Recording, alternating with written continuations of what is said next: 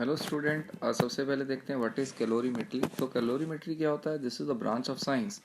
Branch of science है, जैसे हम थर्मोडायनेमिक को भी ब्रांच ऑफ साइंस ही कहते हैं, तो that is the branch of science which deals with the measurement of heat, which deal with the measurement of heat. तो ये मेजरमेंट ऑफ हीट की जो ब्रांच ऑफ साइंस है उसको हम कैलोरीमेट्री कहते हैं। तो चलो सर, ये तो हमें पता लग गया। तो इसमें एक जनरली हम एक अपरेटस यूज़ करते हैं जिसको कैलोरीमीटर कहते हैं। तो वो हमें ये बेसिकली शो करता है जो हीट गेन है वो हीट लॉस के बराबर है। Heat gain is equal to heat loss. तो this is basically result of calorimetry.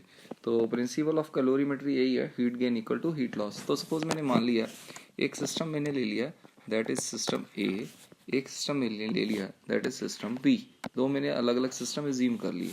तो दोनों की कंडीशंस जो है, जो वैल्यू है जो आपने मान लिया, इसका मास m1 है, इसकी स्पेसिफिक हीट c1 है और जो इसका टेम्परेचर है वो है T1 है।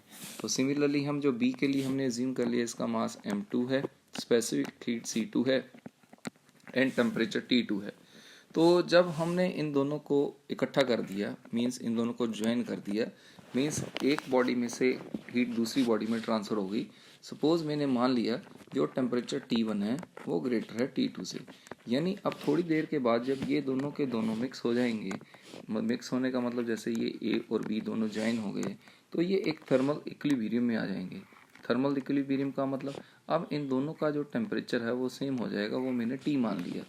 तो अब क्या हुआ, इसका टेम्परेचर पहले ज़्यादा था और इसका कम था, यानी यहाँ से इस तरफ हीट ट्रांसफ़र हो रही है, ये हीट ट्रांसफ़र हो रही है।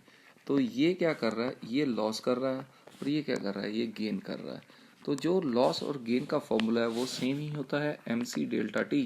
तो दैट इज़ हीट गेन, जो हीट गेन कर रहा है वो 2 है, इसका मास है m2, इसकी स्पेसिफिक है c2।